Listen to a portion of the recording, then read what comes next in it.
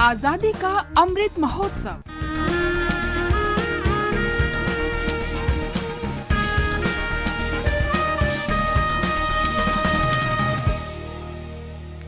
आजादी का सफर आकाशवाणी के साथ हम स्वतंत्रता सेनानी कैसमबल्ली चेंगल राय रेड्डी को भी आज के दिन याद कर रहे हैं, जिनका जन्म 4 मई 1902 को कर्नाटक के कोलार जिले में हुआ था।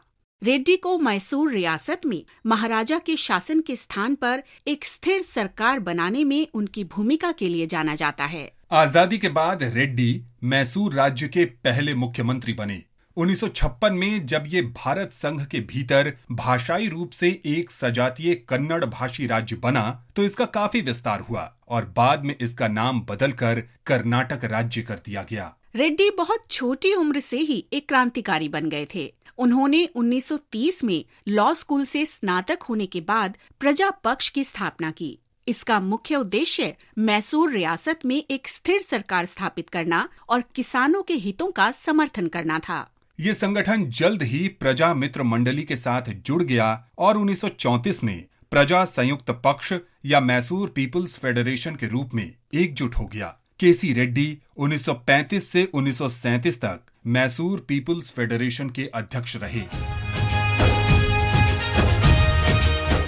1937 के बाद फेडरेशन इंडियन नेशनल कांग्रेस के साथ आजादी की लड़ाई में शामिल हो गई। रेड्डी ने इसके अध्यक्ष के रूप में मैसूर कांग्रेस का नेतृत्व भी किया। उन्होंने भारत की संविधान सभा के सदस्य के रूप में कार्य किया।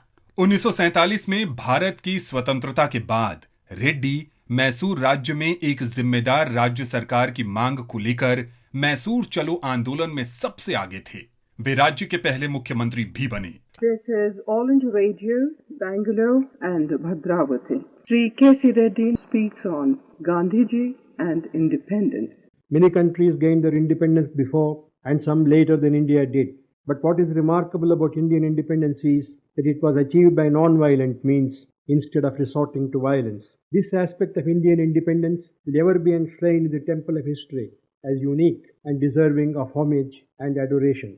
मुख्यमंत्री के रूप में अपने कार्यकाल के बाद उन्हें 1952 में मैसूर विधानसभा के सदस्य के रूप में चुना गया। इसके बाद वे 1952 से 1957 तक राज्यसभा के सदस्य और 1957 से 1962 तक कोलार से लोकसभा के सदस्य बने। रेड्डी ने 1965 से 1971 तक मध्य प्रदेश के राज्यपाल के रूप में भी कार्य किया। 1976 में मृत्यु तक रेड्डी लोगों की सेवा करते रहे। हम इस महान भारतीय को नमन करते हैं।